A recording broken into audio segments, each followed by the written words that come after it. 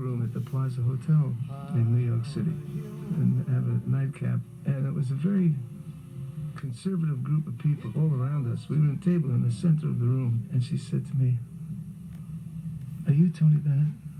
I said, "Yes." She said, "Am I Judy Garland?" I said, "Yes."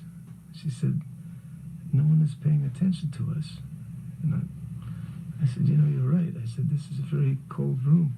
All of a sudden, this woman came in who was the lead opera singer from the Metropolitan Opera, this big, heavy woman, a Wagnerian singer, you know, with big bosoms and hundreds of pounds on her. and everybody stood up and gave her a standing ovation. And Judy fell right off the chair on the floor, just pounding the floor. She couldn't believe it.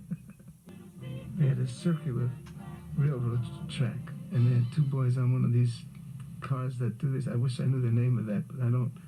Judy and I were sitting on it. They would take us around while we were singing. They were so nervous. At rehearsal, they started going faster and faster, and it slipped off the tracks and went right into the audience. There was nobody in the audience. It was just metal chairs, you know. And all of a sudden, we just and we crashed into about 50 chairs, and we just sat there laughing hysterical.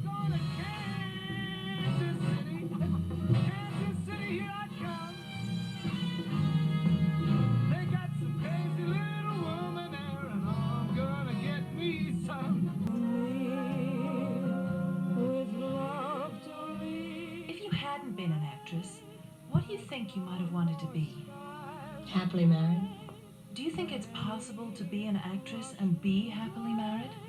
Well, I don't think anybody who married me thought so, but I think it's possible. Well, they know that I'm Judy Garland when they start to go with me, and then the minute they sort of get entangled with me, they say, "You know how difficult it is to be." Well, why didn't they think of that before they, took me out the first time?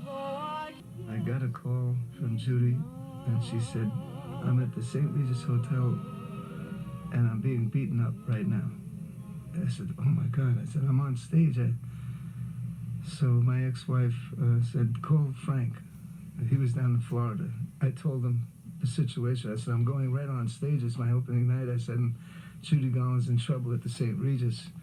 He says, "I'll call you back in 15 minutes. And in 12 minutes, Judy Garland called me back up.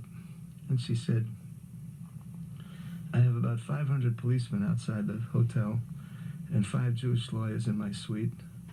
She says, "I've asked for help, but this is ridiculous." And he called me back up. Sinatra called me back up in 15 minutes. And he said, "Is that all right, kid?" She went out. She started kind of satirizing the singing. And then she made a couple of lewd remarks in the middle of the song, and a lot of people started walking out. And her famous clack fans came to the foots of the stage and said, "No, no, Judy, no, no." And funny enough, and I have to get a little emotional about this when I even speak about it, she came down and kind of crashed down on the floor and started singing "Somewhere Over the Rainbow."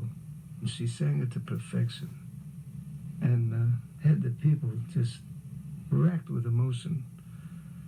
Some were, so disenchanted. Others realized how great it was. And it was after that I think about 6 weeks later, she died. In 1969, on the day Judy Garland died, a tornado hit Kansas. The cause of her death was an accidental overdose of sleeping pills. She was 47. It's funny, I'm just realizing this at this very moment, but there are certain people, when they leave, your life changes. And it would definitely happen with her. I'll never have that much fun again.